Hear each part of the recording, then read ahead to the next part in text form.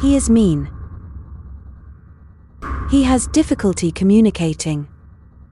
He solves problems with money. A story about Gruff boss and photographer. However, he needs to change in order to take over the company. Our hearts beat to the city streets. We began to feel the fire. We rise like... Meet the Gruff boss.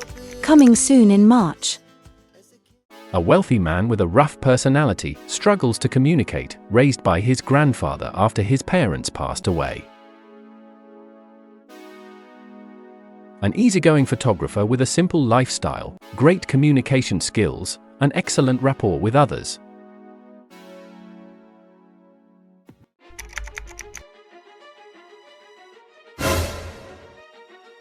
How many times are you going to screw this up?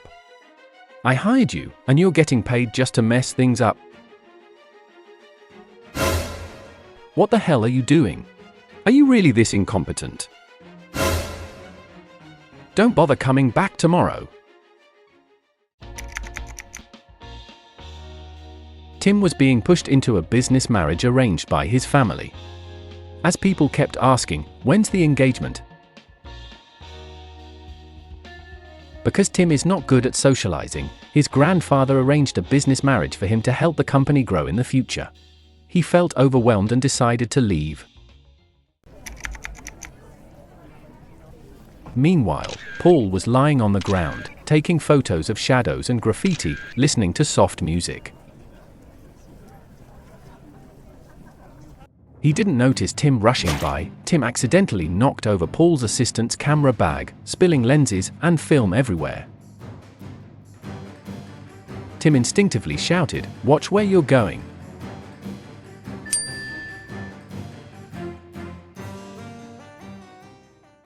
Paul wasn't angry. He looked concerned and said, "Instead of money, you seem to need a little help." He glanced at the crowd chasing Tim.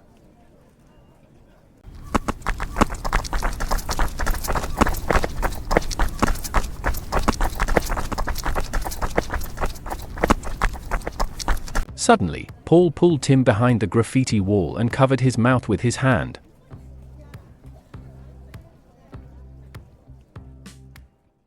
Once Tim's pursuers left, he pulled out a black card and said, "How much do you want? Or, if you help me out of this mess, I'll pay you handsomely." Paul pushed the black card back, saying, "I don't deal with problems." As Paul packed up to leave, Tim called out, "I need someone to teach me how to handle people." Paul turned back and smiled, "Mr. CEO, you don't need me. Find someone else." And with that, Paul and his assistant walked away. Tim felt confused as to why some people have money but choose not to use it. He said, "He must have just bumped his head and gone silly, but it seems I haven't bumped into him."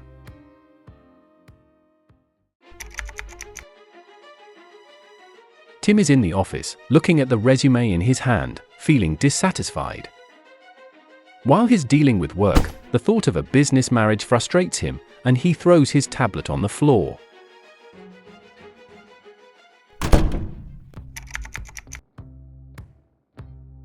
To eliminate the idea of a business marriage, Tim wants to improve his communication skills to give his grandfather confidence that he can lead the company. Tim's assistant hands him a resume. It's Paul's information, and Tim thinks he is the best candidate.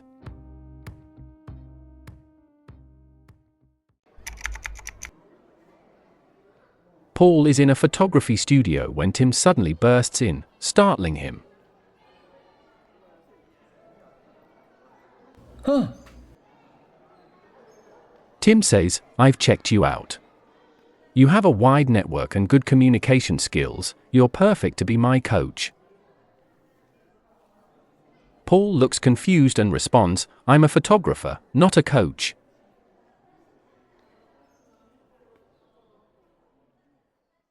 Tim, for the first time, drops his domineering attitude. "My grandfather wants me to take over the company, but I'm not good at communicating with people." Paul smiles and hands him a glass of water. I can't solve the troubles of a CEO.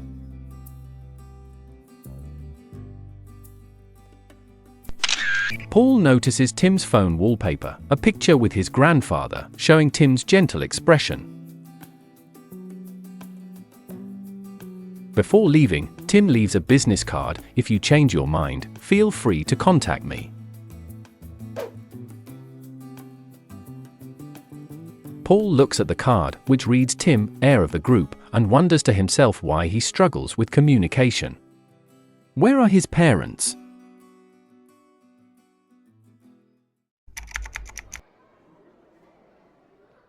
During a board meeting, Tim faced skepticism from shareholders about his competence due to poor communication. After the meeting, his grandfather patted him on the shoulder, saying, "In 3 months, if you can't secure a deal on your own, you'll have to accept an arranged marriage."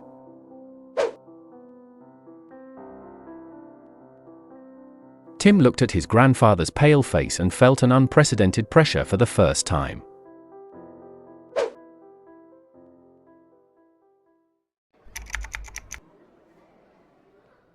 At a photography exhibition, Tim disguised himself as an ordinary visitor.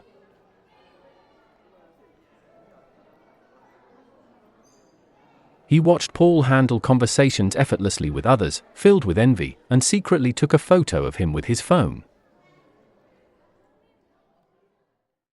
Tim mistakenly believed that if he didn't look at Paul, Paul wouldn't see him. When Paul happened to catch Tim's eye through the lens, Tim hurriedly put away his phone, like a child caught doing something wrong. Paul walked over, smiling, and said, "Mr. President, it's impolite to take candid shots." Tim replied, "I just came to have a look."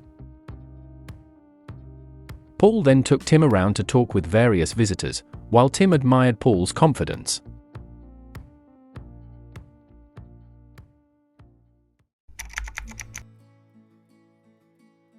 Paul suggested, "Why don't you head to the cafe first? I'll join you shortly."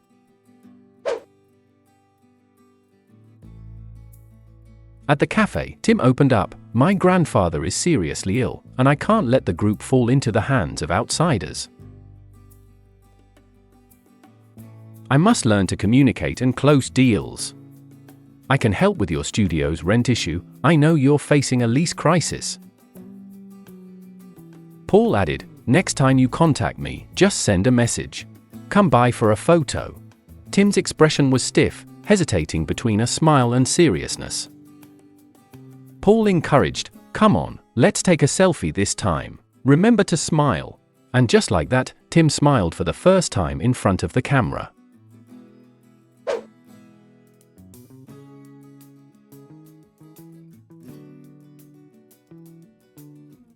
Paul paused, looking into Tim's helpless eyes, and said, "I have one condition. I'll teach you honest communication but not to do anything against your principles." Tim nodded immediately. Paul arrived at Tim's villa with the contract. The contract clearly stated, teaching content, basic social skills, emotional management, communication techniques. Tim glanced at it and impatiently signed, "Why are there so many rules?"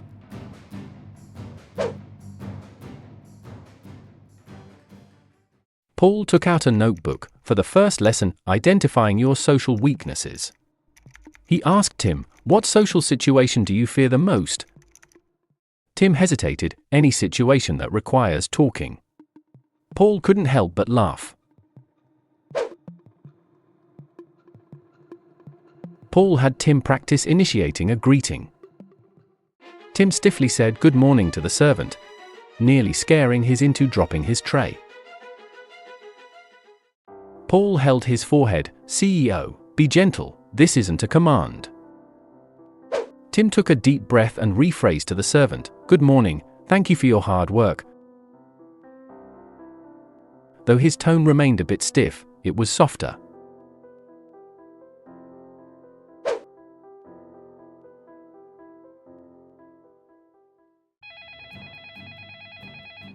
Paul received a call from the studio, learning that the landlord suddenly increased the rent for the renewal.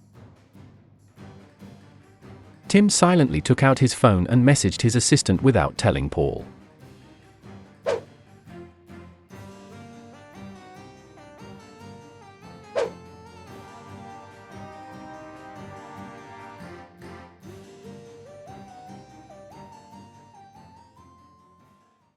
In the evening, as Paul prepared to leave, Tim called out to him, "Be punctual tomorrow, don't be late," still speaking in his usual domineering tone.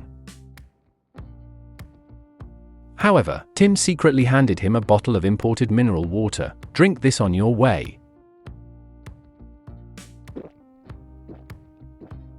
Paul accepted the water and smiled, replying, "Thank you."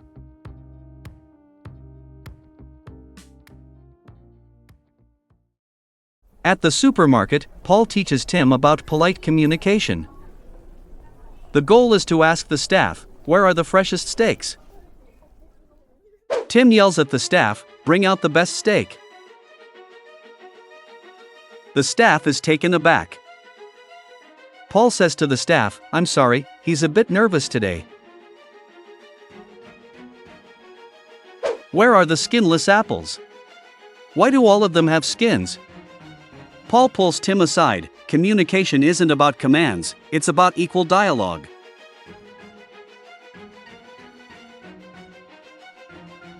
"Why don't you sell foie gras? How do you do your work?" Tim arrogantly replies, "I'm not here to please others." An old lady pushes her shopping cart and accidentally bumps into Tim. Just as Tim is about to react, Paul quickly stops him. Paul smiles at the old lady, "It's okay."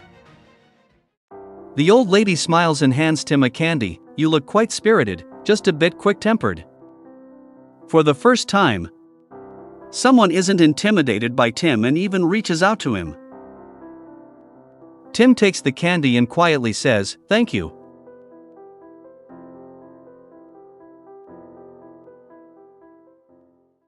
At the checkout, Tim sees Paul's studio lease renewal contract in the shopping basket and quietly notes down the landlord's contact information.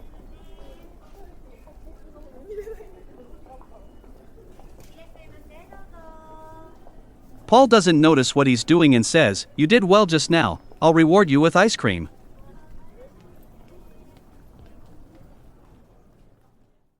Outside the supermarket, the two sit on a bench eating ice cream.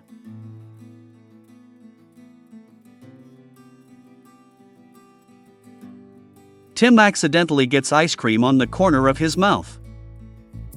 Paul laughs and takes out a tissue, reaching out to help him wipe it away. Paul asks Tim, "You rarely mention your parents, are they abroad?"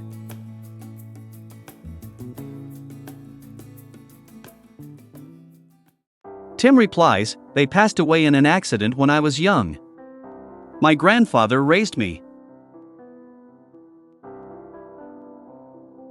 Paul is surprised, "I'm sorry for asking something I shouldn't have."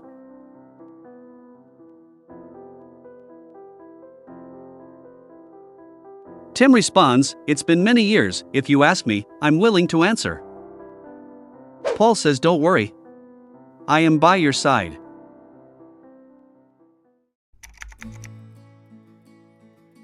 Tim told the assistant to keep an eye on the rental issues with Paul.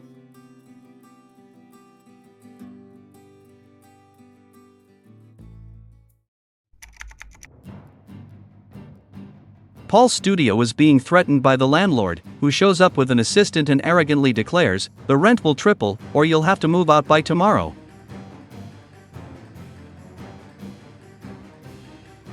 Paul argues back, but he gets shoved into a corner by the henchman.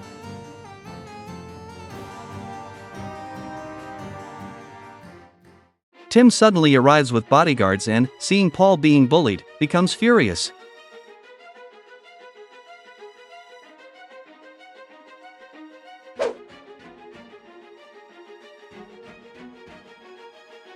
"What are you doing?"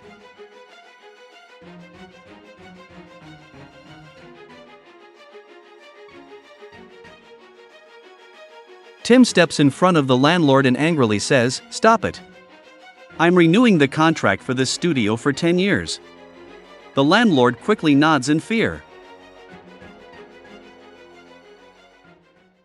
Paul looks at Tim and asks, "How did you know I was in trouble? Why did the landlord leave?" Tim replies, "I was just passing by. He probably saw me and got scared." But he avoids making eye contact with Paul, as he has been having his assistant keep tabs on Paul's situation. Paul picks up his broken camera from the ground and realizes the lens is damaged.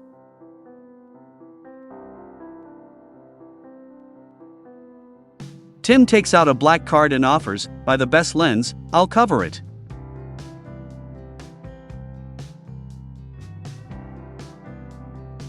Paul pushes the card back, saying, "Thank you, but I can manage on my own."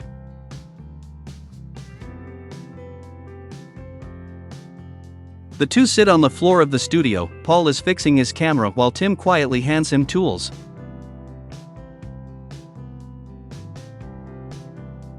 Tim suddenly says, "In the future, if something happens, don't try to bear it alone." Paul looks up and replies, "Got it."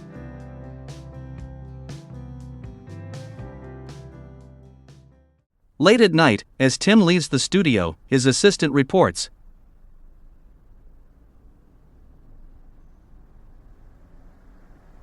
"I've had the landlord sign a long-term contract as you instructed, and I didn't let Paul know it was your arrangement."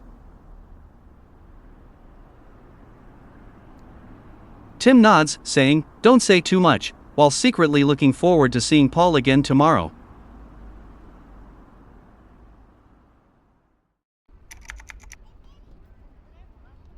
Paul brings Tim to a photography circle gathering.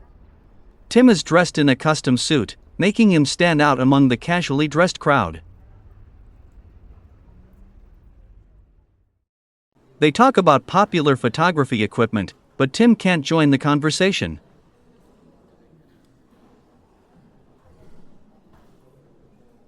Holding a drink in the corner, Tim sees Paul laughing and chatting with friends, feeling inexplicably down.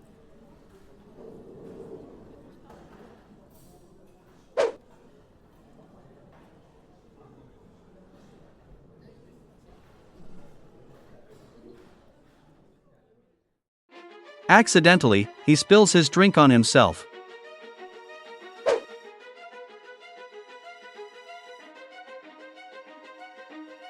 Paul instantly walks over, hands him a tissue, and says, "It's okay, don't worry."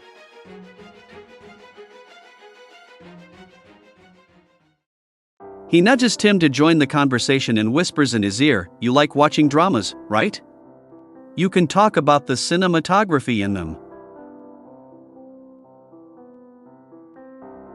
Tim's eyes light up, and he starts passionately analyzing the cinematography in The Godfather, though his tone is still a bit stiff. The friends are surprised to learn how knowledgeable Tim is about camera work.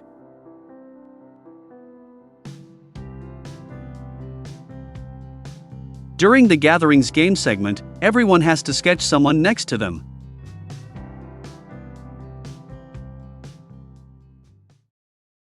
Tim, unsure, can only draw a simple portrait, making Paul burst out laughing when he sees it.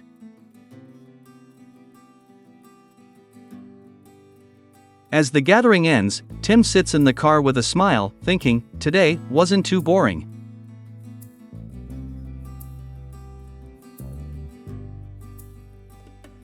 Paul turns to him and says, "This is normal socializing, just be yourself, no need to force it." Tim looks at Paul's smile, feeling his heart race.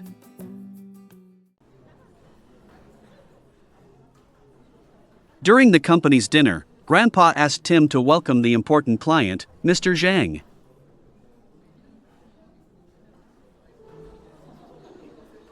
Mr. Zhang is known for being difficult, and Tim felt nervous. Tim approached Mr. Zhang and extended his hand, saying, "Hello, Mr. Zhang, I'm Tim." Although the handshake was a bit too firm, Mr. Zhang was taken aback for a moment before smiling in response.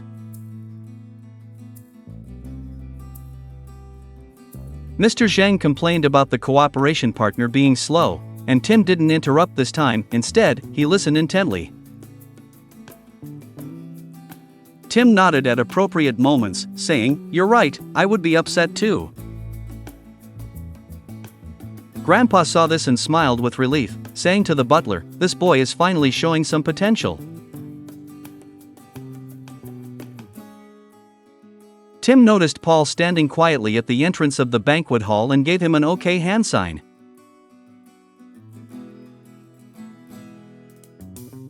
After the dinner, Tim found Paul and excitedly said, "I did it. Mr. Zhang agreed to work with me." Paul smiled and said, "I knew you could," giving him a supportive pat on the shoulder. As they walked through the garden of the banquet venue, Tim suddenly said, "Thank you, if it weren't for you, I wouldn't know what to do now," his tone full of sincerity.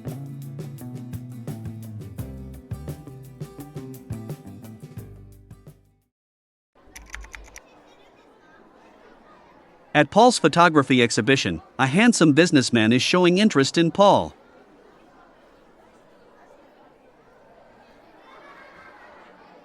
He tells Paul, "Your work is amazing. I'd love to collaborate long term," and they chat happily together.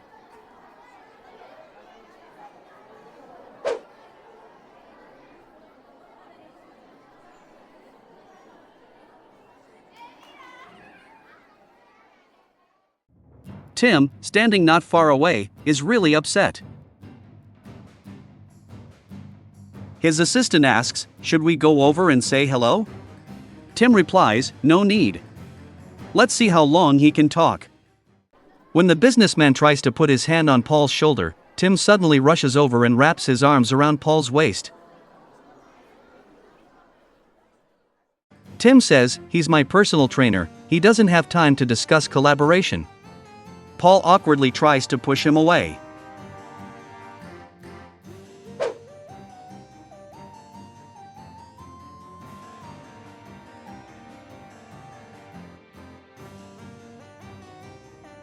Paul angrily says, "What are you doing? That's so rude." Tim replies, "The way he looks at you isn't right."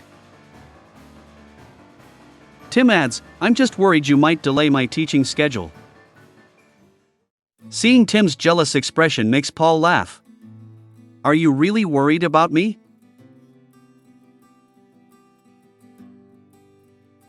After the exhibition, Tim drives Paul home and suddenly says, "From now on, I'll oversee your collaborations." Paul smiles and nods, "Sure."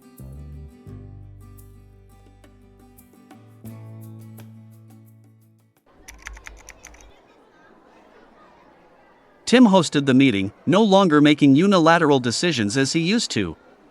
Instead, he listened carefully to his subordinates and smiled, saying, "That's a good idea." The subordinates were surprised and happy, creating a relaxed and lively atmosphere in the meeting room.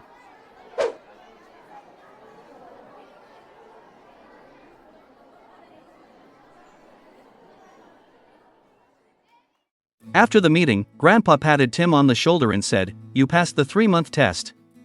Tim smiled and replied, "Thank you, Grandpa. Someone else has helped me a lot too."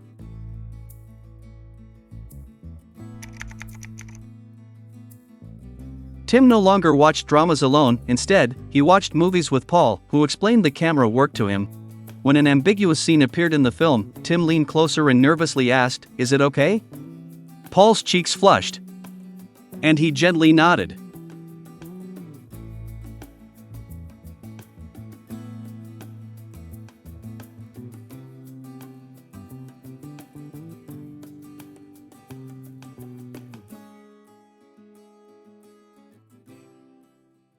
Suddenly, Tim's phone rang with an emergency call from the family, and his expression became serious.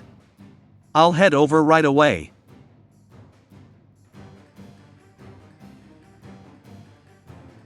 He told Paul, "There's a family matter, I have to leave."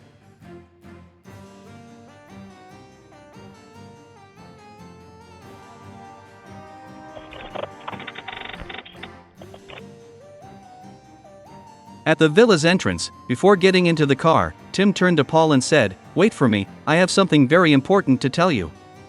Paul smiled and nodded, "I'll wait for you." In the distance, a black car was quietly watching them.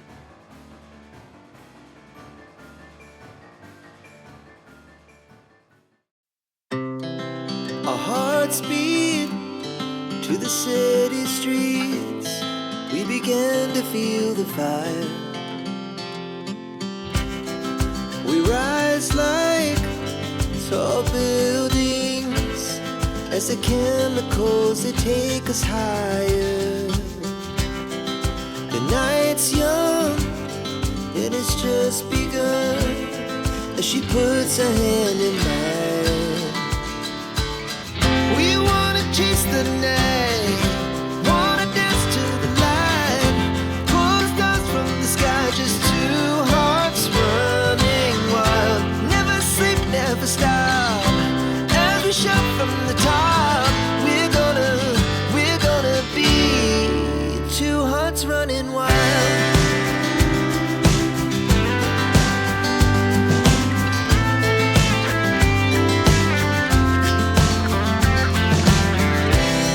Now the morning is the afternoon. We lay awake in bed. The laughs so loud as the hours pass. We're gonna do it all again. We wanna chase the night, wanna dance to the light, pull the stars from the sky, just two hearts running wild. Never sleep, never stop, as we shout from the top. We're gonna be, we're gonna be two hearts running wild.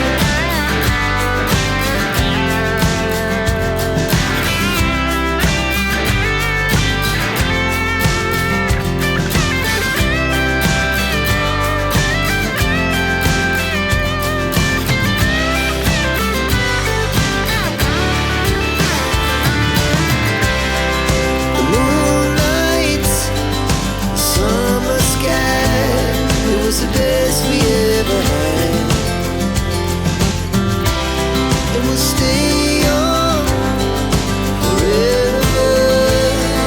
We'll never have regrets. We wanna chase the night, wanna dance to the light, pull the stars from the sky, just two hearts running wild.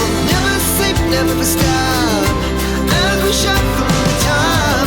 We're gonna be two hearts running wild. We're gonna be, we're gonna be two hearts running wild.